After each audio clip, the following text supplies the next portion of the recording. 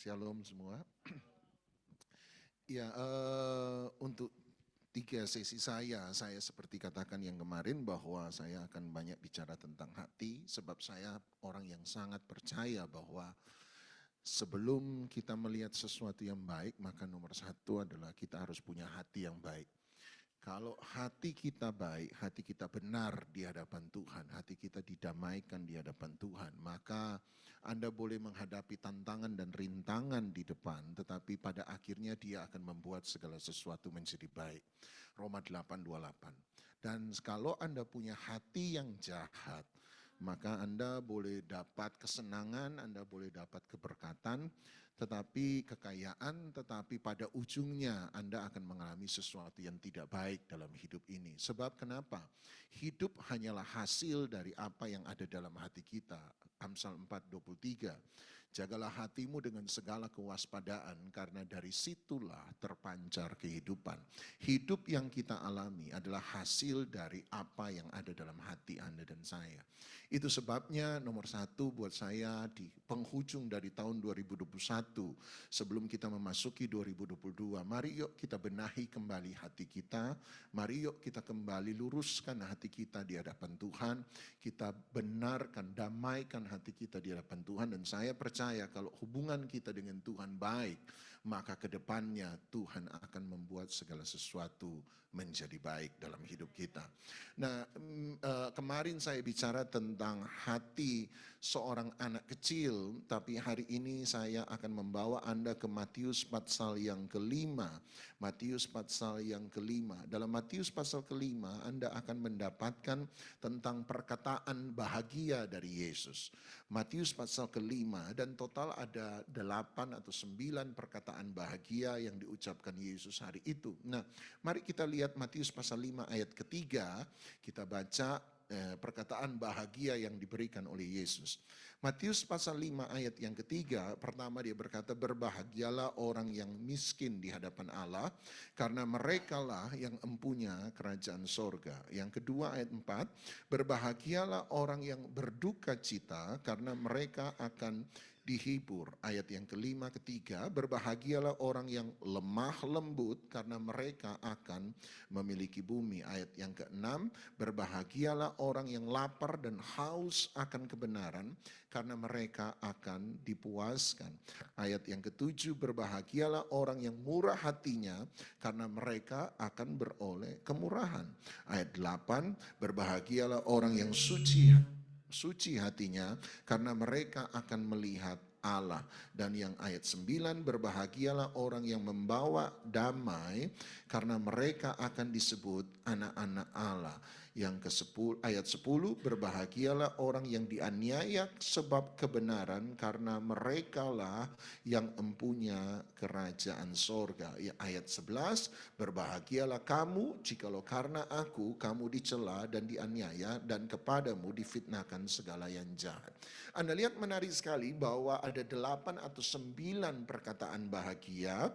Sebab kalau Anda perhatikan baik-baik, perkataan bahagia yang diucapkan oleh Yesus nomor satu adalah bukan bagaimana kita melakukan sesuatu, tetapi bagaimana kita menjadi satu pribadi. Dia tidak bicara tentang bagaimana supaya kita bisa membuat orang menjadi damai, tetapi dia berkata, berbahagialah the peacemaker, orang yang membawa damai. Artinya kalau kamu jadi orang yang pembawa damai, maka kemanapun kamu pergi, kamu akan menghadirkan damai bagi orang lain.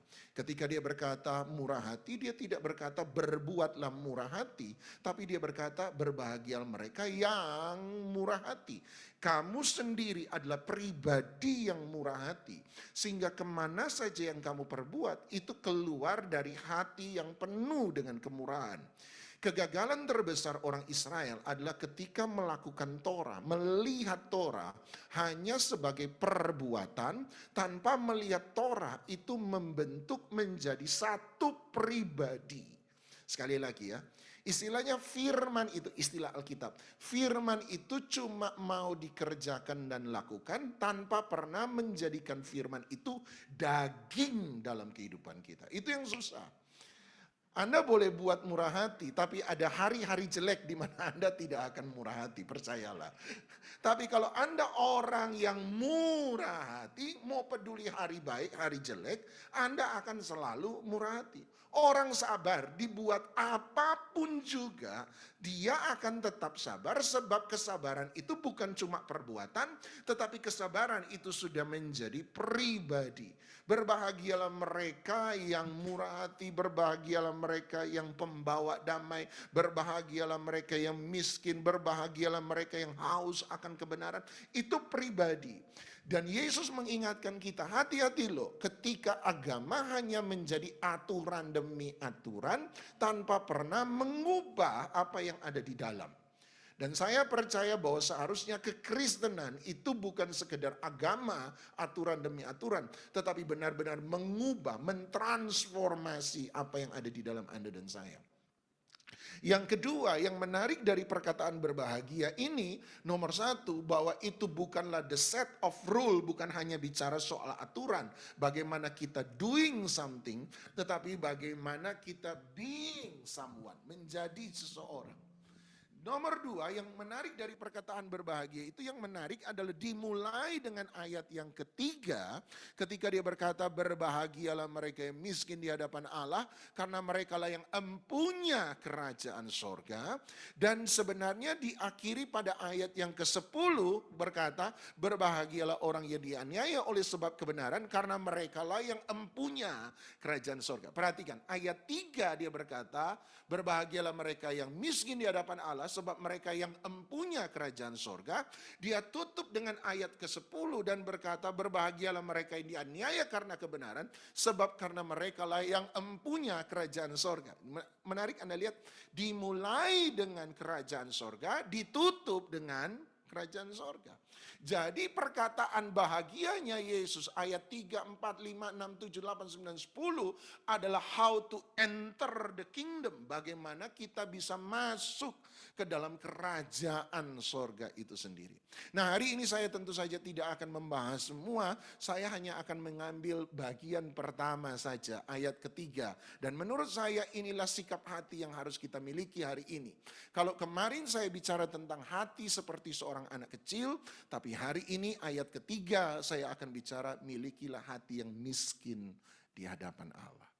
Milikilah hati yang miskin di hadapan Allah. Nah, apa itu hati yang miskin di hadapan Allah? Saya merasa bahwa hati yang miskin di hadapan Allah itu seperti koin dengan dua sisi, seperti koin dengan dua muka. Jadi ada dua esensi, ada dua karakteristik penting tentang miskin di hadapan Allah. Nomor satu, mari kita lihat nomor satu. Coba Anda pergi ke Ayub, dan buat saya ini menarik sekali. Ayub akan menjadi contoh bagi kita bagaimana seseorang menjadi miskin di hadapan Allah. Ayub, dalam Ayub pasal yang pertama, dalam Ayub pasal yang pertama, Anda lihat menarik sekali. Justru orang yang disebut paling kaya hari itu justru menjadi teladan bagaimana miskin di hadapan Allah. Jadi Anda lihat miskin di sana tidak menunjukkan, sekali lagi miskin di sana tidak menunjukkan tentang keadaan seseorang yang berkekurangan, tetapi miskin di sana bicara tentang sikap hati. Makanya dia mengenakan miskin di hadapan Allah. Nah, Ayub orang paling kaya justru memberi teladan yang sangat bagus tentang miskin di hadapan Allah. Nah, apa itu miskin di hadapan Allah? Menurut saya poin yang pertama, karakteristik yang pertama ada pada Ayub 1 ayat 20. Ayub 1 ayat 20. Maka berdirilah Ayub lalu mengoyak jubahnya, mencukur kepalanya, kemudian sujudlah ia dan menyembah. Ayat 21. Katanya sama-sama, dengan telanjang aku keluar dari kandungan ibuku, dengan telanjang juga aku akan kembali ke dalamnya. Tuhan yang memberi, Tuhan yang mengambil, terpujilah nama Tuhan. Apa itu miskin di hadapan Allah? Karakteristik saya yang pertama, miskin di hadapan Allah adalah orang yang miskin di hadapan Allah adalah orang yang merasa bahwa semua yang dia miliki itu bukan kepunyaannya dia. Tuhan yang memberi, bukan saya yang punya, Tuhan yang memberi dan Tuhan yang mengambil. Orang yang miskin itu adalah di hadapan Allah adalah orang yang tidak akan pernah terganggu oleh keadaan apapun juga. Sebab dia punya satu pemikiran bahwa sesungguhnya semua yang dia miliki itu bukan kepunyaannya dia. Wah, ini kalau Anda sampai level ini aja buat saya, wah keren banget ini. Dibuat apapun oleh keadaan, Anda nggak akan pernah goyang. Anda akan diberkati, nggak menjadi Anda lupa diri. Anda ngalami masalah, tidak akan menyesali diri. Itu luar biasa. Sebab dia punya satu prinsip bahwa sungguh semua yang saya miliki Tuhan yang memberi. Dan kalau Tuhan yang mengambil, terpujilah nama Tuhan. Dia bisa mengucap syukur dalam segala keadaan. Sebab dia punya satu prinsip sederhana. Semua yang saya miliki Tuhan yang punya. Kita bisa ngomong ini, tetapi jujur di hati nggak bisa seringkali. Jujur, sekali lagi ya, miskin di hadapan Allah bukan bicara soal keadaan, bukan bicara apa yang Anda dan saya omongkan, tapi apa yang ada di dalam hati kita. Apalagi kalau itu benar-benar kesukaan kita. Ada orang berkata, oh benar, ada tafsiran berkata, Tuhan Ayub ini salah, Ayub ini salah. Sebab Tuhan kalau memberi tidak akan mengambil. Tetapi supaya tidak salah, orang tidak salah mengerti apa yang ada dalam hatinya Ayub. Dan buat saya itu bisa dibenarkan ketika orang berkata, iya Tuhan memberi, nggak mungkin Tuhan ngambil. Tetapi Anda harus lihat Tuhan itu tidak berurusan dengan teologi Ayub, Tuhan berurusan dengan hati Ayub. Makanya ayat 22. Supaya ada orang bilang, Ayub ini salah ngomong, Ayub ini salah ngomong. Mungkin salah ngomong, saya nggak tahu. Tetapi yang pasti ayat 22, Alkitab harus secara sengaja tulis ini. Dan berkata apa? Dalam kesemuanya itu, Ayub tidak berbuat dosa. Dan tidak menuduh Allah berbuat yang kurang patut. Jadi Anda lihat, Anda mau ngomong Ayub salah secara teologis, mungkin. Tapi Alkitab kemudian berkata, kasih catatan baik-baik. Anda boleh berkata, oh Ayub salah, Tuhan beri, Tuhan ngambil. Ya saya setuju dengan Anda. Tapi Alkitab tidak berurusan dengan teologi Ayub, Alkitab berurusan dengan hati Ayub. Dan Alkitab berkata, Tuhan bahkan tidak menemukan bahwa lewat perkataan itu, Ayub sementara berkata bahwa Tuhan melakukan sesuatu yang tidak patut. Enggak. Buat saya itu keren habis. Daripada ada banyak orang dan sahabat Ayub berusaha untuk membela Tuhan hari itu. Dari pandangan Ayub yang dipikir oleh banyak orang salah. Tapi yang aneh adalah justru Alkitab bukan membela teologianya. Alkitab membela pribadinya Ayub. Meyakinkan Anda, Ayub pasal 1 itu dia mengalami penderitaan di luar dari apa yang ada dalam dirinya. Dia menderita karena dia kehilangan sesuatu yang ada di luar dia. Tapi Ayub pasal 2 Anda tahu dia mengalami penderitaan bukan karena kehilangan sesuatu di luar dia. Tetapi sesuatu yang buruk terjadi di dalam dia. Dan coba Anda lihat ketika dia mengalami sakit penyakit, dia mengalami sesuatu yang tidak mengenakan, dia mengalami penyakit yang membuat dia mengalami borok, harus menderita rasa sakit yang sangat luar biasa, busuk, kemudian yang paling menyakitkan buat saya, udah jatuh ketimpa tangga, istrinya ngomong, kalau begitu masih bertekunkah engkau dengan kesetiaanmu kepada Tuhan, kesalehanmu kepada Tuhan, kutukilah Tuhan dan matilah. Berarti istrinya tidak memberi solusi apa-apa. Istrinya cuma bilang lebih baik, udahlah nggak usah setia sama Tuhan, mati. Ini kan cilaka. Kalau saya nggak kutuki Tuhan, masih ada pengharapan. Setelah kematian dibela Tuhan, kan masih ada. Ini nggak kutukilah Tuhan, kemudian mati. Kalau mati setelah ngutuki Tuhan, kira-kira nggak dibela Tuhan. Gitu ya. Ini istri kurang ajar. Sudah hidup di dunia menderita, dia suruh hidup di alam baka pun menderita. Kira-kira begitu. Ini istri kurang ajar, tapi luar biasa tetap diambil kembali jadi istri gitu ya. Tetapi yang menarik adalah ayat yang ke-10 kembali lagi. Konsep Ayub miskin di hadapan Allah itu sungguh luar biasa. Ketika kali ini dia bukan hanya kehilangan sesuatu yang dia miliki. Tapi kali ini dia menderita sakit penyakit yang sering kali Kesakitannya dia tidak pernah bisa tahan. Tiba-tiba dia bilang begini sama istrinya. Ayat 10, Ayub 2 ayat 10. Tetapi jawab Ayub kepadanya, engkau berbicara seperti perempuan gila. Apakah kita mau menerima yang baik dari Allah, tetapi tidak mau menerima yang buruk? Dalam kesemuanya itu kembali lagi, Ayub tidak berbuat dosa dengan bibirnya. Hal yang sama, Ayub berkata, kita cuma mau terima yang baik dari Allah tetapi tidak mau yang buruk. Kembali lagi, secara teologi ya bisa diperdebatkan. Tuhan itu baik, bagaimana Tuhan bisa melakukan sesuatu yang buruk, bisa diperdebatkan. Tetapi kembali lagi Alkitab membela Ayub dan berkata, dalam kesemuanya itu Ayub tidak berbuat dosa dengan bibirnya. Buat saya nomor satu, punyalah karakteristik pertama dari miskin di hadapan Allah. Apa itu? Satu hati yang berkata, semua yang saya miliki itu memang dari Tuhan. Yang baik boleh datang, puji Tuhan. Yang buruk juga boleh datang, tetap puji Tuhan. Kita bukan hanya mau ikut Tuhan karena keadaan baik. Tetapi kita akan tetap ikut Tuhan sekalipun keadaan buruk. Miskin di hadapan Allah.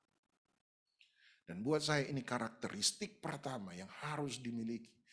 Kalau kita sudah punya ini, Bapak Ibu, dan saya harus ngaku, saya pada satu titik ada keraguan-raguan, seringkali merasa rendah. Tapi kalau kita benar-benar bisa punya ini, masa depan seperti apapun juga, kita nggak akan pernah takut. Kenapa? Sebab kita tahu semua karena Tuhan. Hanya karena Tuhan. Selama saya punya hubungan yang baik dengan Tuhan, saya tahu satu hal, Tuhan pasti akan menolong saya. Yang baik boleh datang, puji Tuhan. Sekalipun yang buruk, saya akan tetap ikut Tuhan sampai akhir. Yang kedua, karakter kedua dari miskin di hadapan Allah menurut saya ada pada Kisah Rasul pasal yang ketiga. Kisah Rasul pasal yang ketiga. Kisah Rasul pasal ketiga, dan ini sedikit berbeda dengan karakteristik pertama. Kisah Rasul pasal yang ketiga ayat 1, pada suatu hari menjelang waktu sembahyang, yaitu pukul 3 petang, naiklah Petrus dan Yohanes ke bait Allah. Kisah Rasul 3 ayat 2. Di situ ada seorang laki-laki yang lumpuh sejak lahirnya sehingga dia harus diusung. Dan tiap-tiap hari orang itu diletakkan dekat pintu gerbang bait Allah yang bernama Gerbang Indah. Untuk meminta sedekah kepada orang yang masuk ke dalam bait Allah. Berarti ini orang yang miskin sebab dia ada untuk meminta-minta. Ayat 3. Ketika orang itu melihat bahwa Petrus dan Yohanes hendak masuk ke bait Allah, dia meminta sedekah. Ayat 4, mereka menatap dia dan berkata, lihatlah kepada kami. Ayat 5, sama-sama. Lalu orang itu menatap mereka dengan harapan mendapat sesuatu dari mereka. Nah, buat saya miskin, karakteristik kedua dari miskin di hadapan Allah adalah orang yang ketika menatap seseorang, dia mengharapkan mendapatkan sesuatu dari orang itu. Orang miskin adalah orang yang akan selalu mencari kesempatan untuk bisa mendapatkan sesuatu dari seseorang. Terutama mereka yang hidup untuk meminta-minta. Saya tidak mengajar Anda jadi orang minta-minta kepada Tuhan, enggak. Yang saya mau katakan adalah saya hanya mengambil ayat kelima dan mengeluarkan ayat kelima dari konteksnya. Dan mau berkata pada Anda, orang yang miskin di hadapan Allah sama seperti pengemis yang sementara ada dalam kekurangan ketika dia melihat di hadapan Allah, miskin di hadapan Allah berarti ketika dia melihat Allah, dia memandang Allah selalu dengan pengharapan untuk mendapatkan sesuatu. Buat saya adalah miskin di hadapan Allah, karakteristik kedua sedikit berbeda dengan karakteristik pertama. Makanya saya berkata koin dengan dua muka, koin dengan dua sisi. Tetapi yang saya mau tekankan pada karakteristik kedua adalah kalau kita miskin di hadapan Allah, saya punya kerinduan untuk mendapatkan sesuatu dari Dia. Saya punya kerinduan untuk menerima, menikmati sesuatu dari Tuhan. Saya tidak mengharapkan dari manusia, saya tidak mengharapkan dari orang lain, saya tidak mengharapkan dari si A, si B, si C, si D, dan enggak. Tetapi waktu saya menjadi miskin di hadapan Allah, berarti ketika saya berhadapan dengan Tuhan, saya selalu punya kerinduan untuk dipuaskan oleh Tuhan. Itu menarik sekali Bapak Ibu. Ketika kita berjumpa dengan Tuhan, kita mengalami satu sukacita, kita mengalami satu damai sejahtera, kita mengalami satu kepuasan yang tidak akan pernah bisa kita bayangkan dan tidak akan pernah bisa diberikan oleh dunia. Yang setuju katakan amin. Tetapi di waktu yang sama, ketika Anda dipuaskan oleh Tuhan, Anda mengalami sesuatu yang indah dari Tuhan, tetapi justru kepuasan karena perjumpaan dengan Tuhan membawa kita kepada rasa lapar dan haus yang semakin dalam. Itu yang menarik. Apakah Daud tidak pernah mengalami kepuasan dalam hadirat Tuhan? Pasti pernah. Tapi yang menariknya adalah sekalipun Daud mengalami kepuasan dari Tuhan dalam hadirat Tuhan, Daud masih tetap berkata dalam mazmurnya, seperti rusa merindukan air, demikianlah jiwaku merindukan Engkau. Seperti tanah gersang menantikan hujan. Berarti satu titik dia mengalami hadirat Tuhan, dia dipuaskan oleh hadirat Tuhan, tetapi ketika dia mengalami dipuaskan oleh hadirat Tuhan, dia punya rasa lapar dan haus yang semakin dalam dengan hadirat Tuhan. Dia berkata, I know, saya tahu Tuhan memberi sesuatu yang luar biasa pada saya. Amin, haleluya, puji Tuhan. Tapi saya percaya Tuhan masih punya lebih buat saya. I want more, more, more. Pernahkah Anda siram air ke dalam tanah, siram air ke pohon? Anda siram 1 galon dan pohon berkata, mohon maaf sudah cukup, udah kenyang dengan air. Nggak pernah. Anda siram air 1 galon, dia serap semua. Anda siram lagi air 1 galon, dia akan tetap serap semua. Dan Anda tidak akan bilang sama pohon, pohon kurang ajar, nggak ngerti arti diberkati ya. Nggak. Dia akan menyerap dan menyerap dan menyerap, tidak peduli berapa banyak air Anda beri. Dia akan terus menyerap dan menyerap dan menyerap dan menyerap dan menyerap dan menyerap.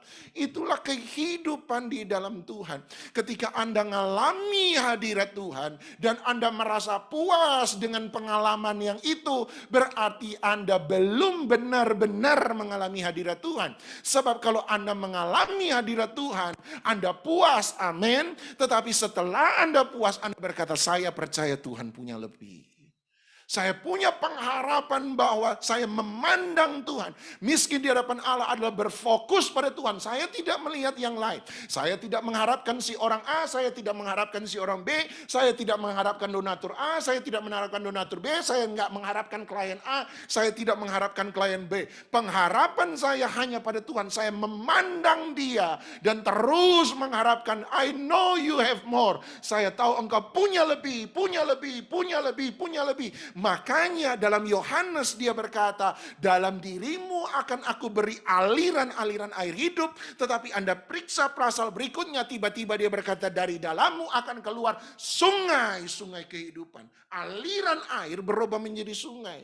Berarti ada pertambahan yang semakin besar, semakin besar, semakin besar, semakin besar, semakin besar, semakin besar, semakin besar. Saya ngalami saudara, saya ngalami. Kalau Anda bisa mengalami perjumpaan dengan Tuhan pada satu level yang dalam, saya kasih tahu. Saya yakin teman-teman di sini pernah mengalami. Kalau Anda sudah pernah mengalami hadirat Tuhan level yang dalam, Anda nyembah, Anda rasa biasa, orang di sebelah Anda udah kleper-kleper. Dan Anda berkata, saya rasa nyembah biasa. Tapi bagi orang di sekitar Anda yang tidak terbiasa pada level kedalaman ini, mereka itu udah rasa, waduh hadirat Tuhan bulu kuduk. Seringkali ada yang ngukur hadirat Tuhan dengan bulu kuduk soalnya. Anehnya adalah kalau setan lewat juga bulu kuduk berdiri. Jadi tolong jangan ukur hadirat Tuhan pakai bulu kuduk, tolong. Bulu kemoceng. Seringkali, aduh Tik, aduh Sam, aduh kita udah rasa, wah hadirat Tuhan luar biasa. Yang nyembah, jujur ya, seringkali kita nyembah berkat. Iya, enak sih tadi, cuma Rasanya nggak luar biasa banget. Ya sebab Anda sudah pada level yang dalam, sementara orang lain belum. Itu loh. Kalau Anda sampai pada satu titik lebih dalam. Bukan, makanya hadirat Tuhan itu membawa kita dari level. Masih ingat ketika dia berkata air di mata kaki, kemudian air di lutut, air di pinggang, dan satu titik kita bisa berenang. Bagi orang yang sudah sampai pada air di pinggang yang selama ini cuma ecek-ecek main obok-obok di air di mata kaki, buat dia udah dalam banget, Pak. Udah kerasa udah nggak bisa buat apa-apa. Tapi kita yang udah biasa di pinggang, loh ini biasa. Saya sementara kejar yang lebih dari ini. Tapi yang biasa di mata kaki, oh enggak, ini udah dalam. Saya belum pernah ngalami yang seperti ini. Ya. Sebab setiap kali Anda puas dengan hadirat Tuhan, kepuasan itu membawa kita kepada kehausan yang makin besar. Jangan pernah merasa cukup dengan Tuhan.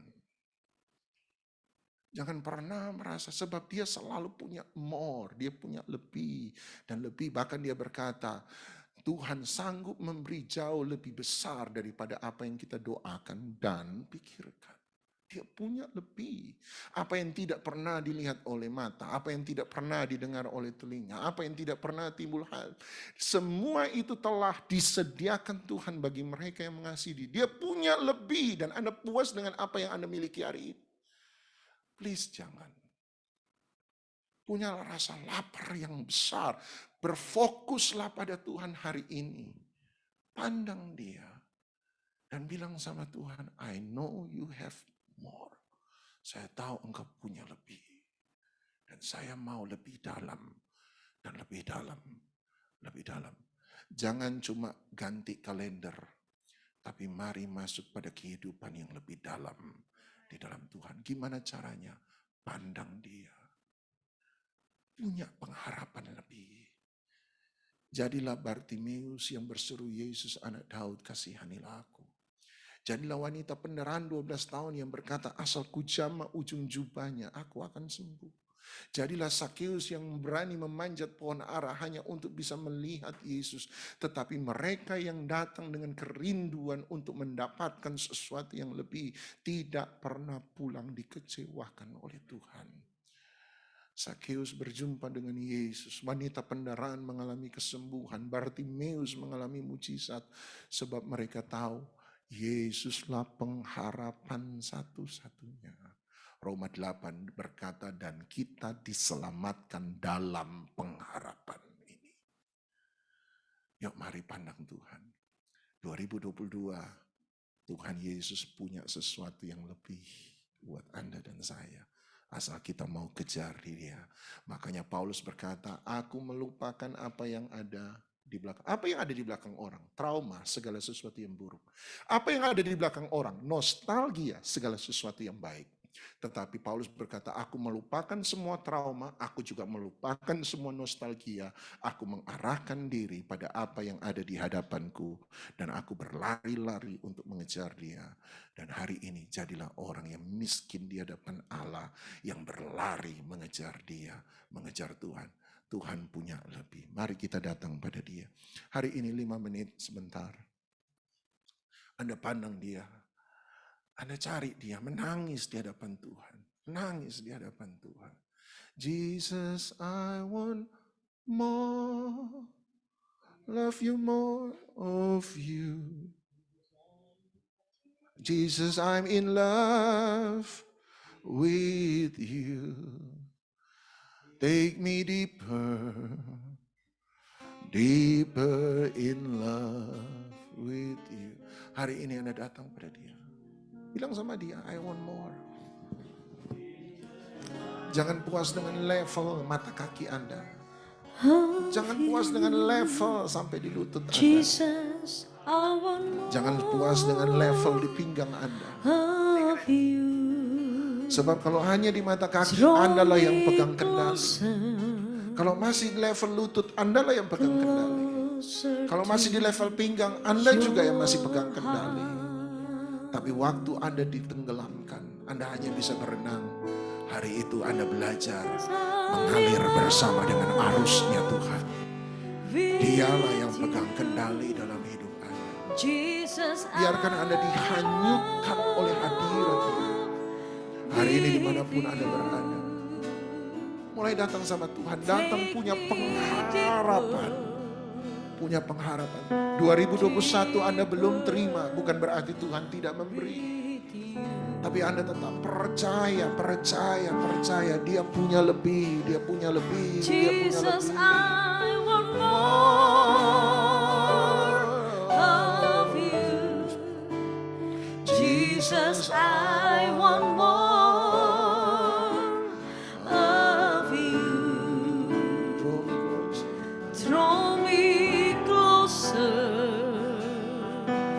closer to your heart. Sambil teman-teman akan menyanyikan, mari Anda datang pada Dia, Anda yang cari Dia. Jesus, Hari ini Andalah Sakeus yang sementara naik pohon ara. Andalah Bartimeus yang sementara berseru di tempat Anda masing-masing dari hati yang paling dalam. Yesus, ada, kasihanilah. Hari itu Bartimeus nggak bilang, tetapi terlambat, dia udah lewat. Tapi hari itu dia percaya, dia datang dengan satu permohonan. I want more. Saya percaya Engkau dengar seruanku. Itu sebabnya dia berseru lebih keras. Dia berseru lebih keras. Dan hari ini Anda mungkin sementara berseru lebih keras. Izinkan Tuhan bicara. Izinkan Tuhan bicara. Izinkan Anda alami hadirat-Nya lebih. Miskin di hadapan Allah. Miskin di hadapan Allah. Kalau sepanjang 2021 Anda mengalami kehilangan demi kehilangan, belajar seperti Ayub untuk berkata bahwa semua yang aku miliki toh bukan punya aku. Itu semua Tuhan. Hari ini seakan-akan Tuhan ngambil, tetapi saya percaya satu hal. Aku akan tetap memuji Tuhan. Datang pada Dia. With you.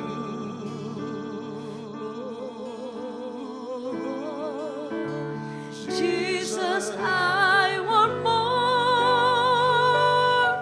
5 menit ke depan Anda dengan Dia pribadi. Jesus, I want more. Anda dengan Dia pribadi. Of you. Draw me closer, closer to your heart. Anda dengan Dia pribadi. Sampai musik pelan, Anda dengan Dia pribadi. Anda gak perlu berurusan dengan pendeta. Hari ini Anda dan Dia pribadi. Anda dan Dia pribadi. Anda cuma lihat Dia, pandang Dia. Apapun yang Anda alami, belajar berkata, terpujilah Tuhan. Terpujilah Tuhan. Sebab pengharapanku bukan pada apa yang kumiliki. Pengharapanku bukan pada apa yang manusia bisa beri. Tapi pengharapanku, aku pandang pada Tuhan. Engkaulah sumber pengharapanku. Dan saya percaya Tuhan punya lebih. Tuhan punya lebih. Mari datang pada Dia. Untuk 2-3 menit ke depan, mari terus sembah Dia. Hari ini Anda dan Dia pribadi. Anda dan Dia pribadi. Oh, we love you, Syarabaya we need you more, we need you more.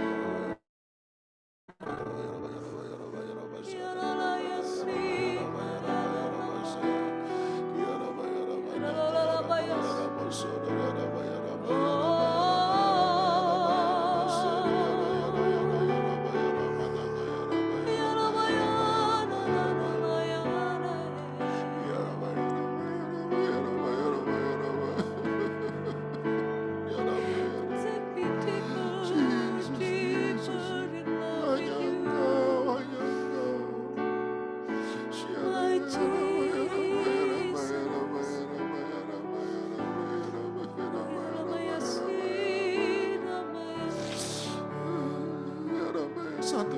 ke depan.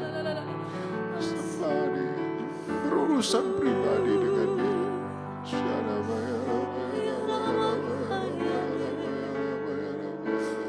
More of you, Jesus. Yalaya saya kaya nani. Jesus, I love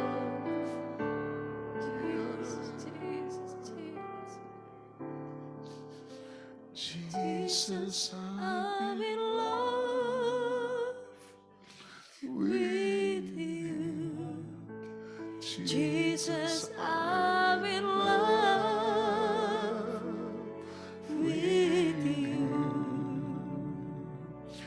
Take me deeper, deeper in love with you. Oh, Jesus, I want more of you. Jesus, I want more of you. Draw me closer, closer to your heart. Pandang Yesus, mari pandang Yesus. Semua mata rohani buka dan pandang Dia dan hanya Dia. Dia dan hanya Dia. Pandang Dia.